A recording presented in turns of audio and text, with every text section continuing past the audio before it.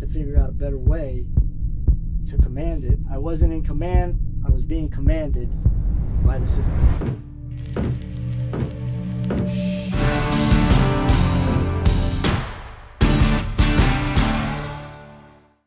The last analog generation. Everybody in this room grew up not with a computer in our hands, not with a cell phone in our hands. We built our businesses from pen, paper, figuring out what to do. Some of us still use pen, paper. That's great. But those days are kind of gone. And what we're facing, we as a group really facing what we call the triple threat.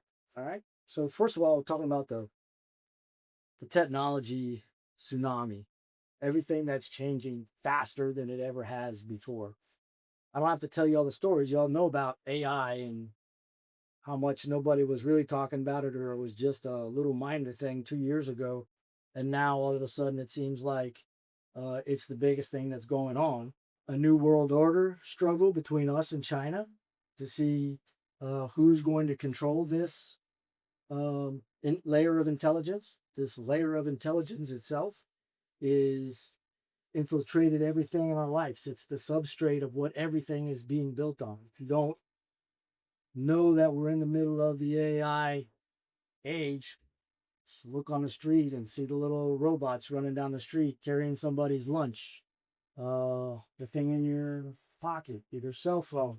You all heard this before, is more powerful, not just more powerful, but thousands of times more powerful than the computers that put the Apollo on the moon. You have more control of the more information and more intelligence than anybody has had in the history of mankind. This technology phenomenon is not going to change. It's only going to get faster and faster and faster. And it's going to take over more and more and more. There's no way that it can. Second bet is society itself.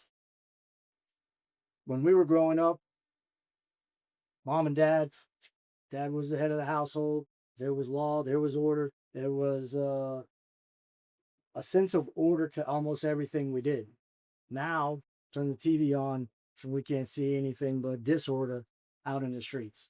We see the once great bastion of capitalism lost its major city, the major financial city in the world, to a mayor who's basically a democratic socialist. There's not anything that you look at today that doesn't affect you from a society standpoint. Not in our families, not in where we stand as men, being leaders, protectors, providers. How many families don't have the kind of family structure that you guys probably enjoy? So if you look at all of that, you look at those two things, and then you just look at us right now. You got, I don't want to break it to you, but you got more road behind you than you got ahead, right? So we have a whole lot less time, a whole lot more going on, and a whole lot of problems that we have to deal with every day, regardless of everything else that's happening, right? We're all facing parents that have their own medical issues, are facing their end of life struggles that we're trying to help them through. We have kids that have grown, moved out of the house, or moving on or close to it, and trying to deal with the changes in our own bodies, in our own minds, in our own mortality.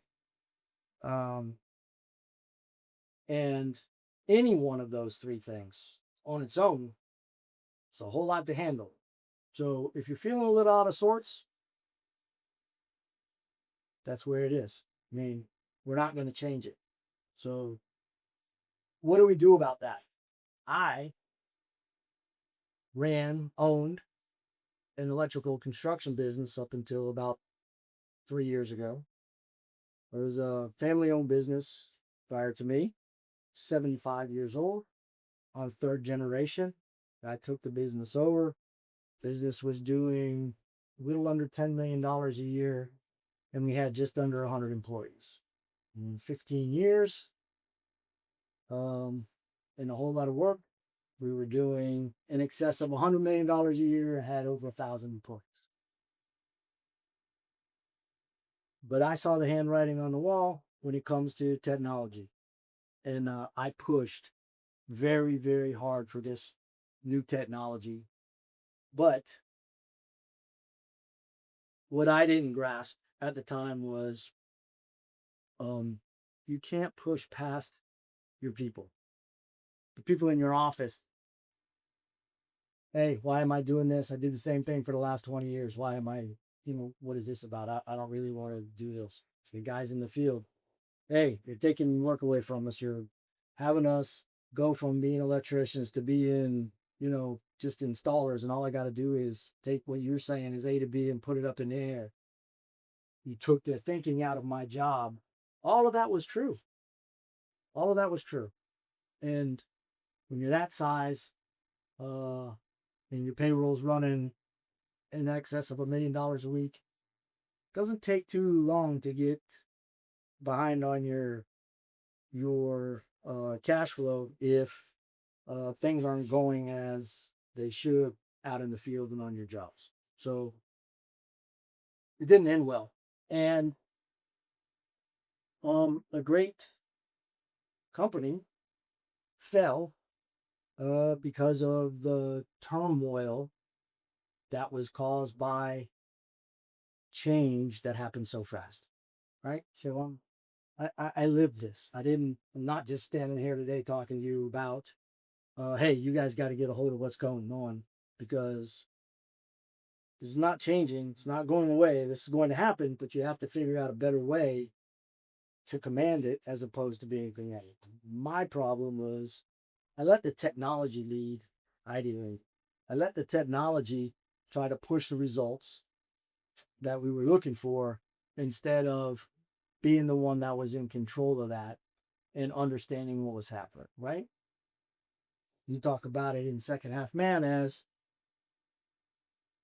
I wasn't in command, I was being commanded by the system, right?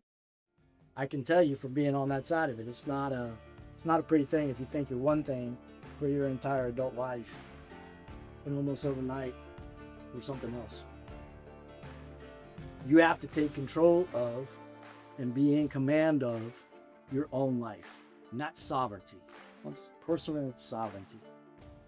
That's the only way out of this whole disruption.